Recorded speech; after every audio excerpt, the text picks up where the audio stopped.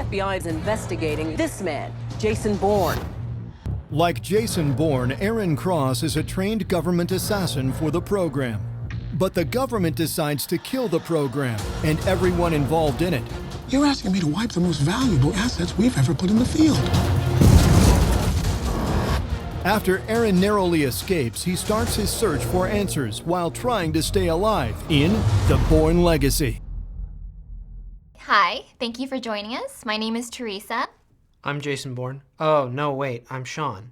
Sometimes I can't remember. I'm Salim. We're here to talk about The Bourne Legacy. We all have just seen it. Salim, what did you think about it? I actually really enjoyed this movie. It was a complete surprise. I thought it was going to be a typical cash grab by the studios to continue the Bourne franchise, but it wasn't. They really took the time and the effort to create a new character in Aaron Cross. He's very different from Jason Bourne, but they spent the time to put this character in the world of Jason Bourne, that it could really make sense that this guy actually exists and everything that he's going through would actually make sense. I mean, I agree with you. I enjoyed the picture, and I admire Tony Gilroy and the filmmakers for not taking what seems to be the easy Hollywood way out these days, which is, we're just going to make a whole new franchise. We're going to reboot from the beginning. Here he says, no, we're going to figure out a way to stick a new character within the framework of the previous three movies. And I actually thought that part got a little bit confusing, especially the beginning of this picture. They were like having a few scenes from the Bourne Ultimatum pop in, and they were trying to intercut that with this new story involving Jeremy Renner's character, and I thought that was weird, but I eventually thought that it really got focused and was a really entertaining movie. I disagree with both of you guys. What? Sorry to say, but I found this movie to be incredibly boring. Why was it boring? Wow. Oh man, okay, so I thought the pacing of this was slow and there wasn't enough action. Like, there were some scenes, granted, that were very tense and they were good, but those scenes were so few and far between. Like, there was a scene in the lab which I thought was really well paced. There was another scene, a shootout in a house. Those were good, but there weren't enough of that. It was a lot of flashbacks.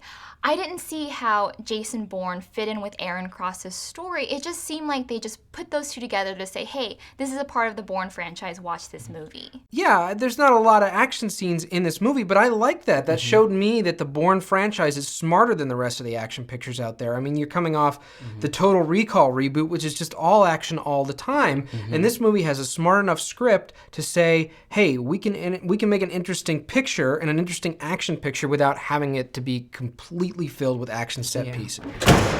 We got screwed on the intel, okay? Nobody knew those people were in there. It would be perfectly normal for a person to have doubts about the morality of what we just asked you to do. I like Jeremy Renner, but he is having to follow in the footsteps of Matt Damon. And granted, that is a very difficult thing to do, but I don't think he quite does it. I still liked him in the picture, but it didn't make me forget about Matt Damon, and I did miss his performance. And I agree, Jeremy Renner is a very talented character actor, but he doesn't have that same level of charisma that Matt Damon has. Rachel Weisz, though, is a great addition to this Right. franchise, and I think she was terrific throughout the movie. Where are we going? June. Your name is June Monroe. Say it. June Monroe. Say it. June Monroe. Now pick a place you live, the last place you live, the place you know. Bethesda. I was pretty bored throughout most of this movie, but I would light up whenever I saw Rachel Weisz, but even she can't save it for me. She doesn't have to save it. It's good on its own. She just comes in and is good in a good movie. She makes it even better. There you go. The directing I thought was really good. We obviously know Tony Gilroy from doing Michael Clayton and Duplicity.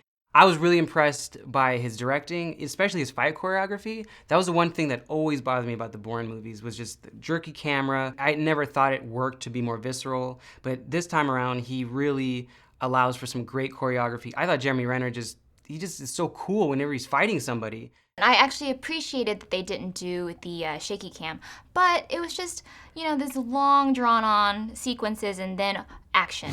Despite a few good action scenes and a nice performance from Rachel Weisz, this movie was really boring. Skip it. Ouch. No. The Bourne Legacy is a bit confusing, but it shows there are stories left to be told, and the franchise is born again. So see it. The Bourne Legacy carries on the Bourne franchise very well. See it. Our votes add up to 2 tickets, which is a stream it for the Bourne Legacy.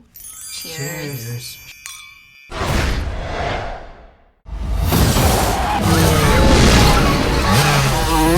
The only thing I couldn't really grasp was the fact that she's married to Daniel Craig, and I was like, why is Mrs. James Bond in a Jason Bourne picture?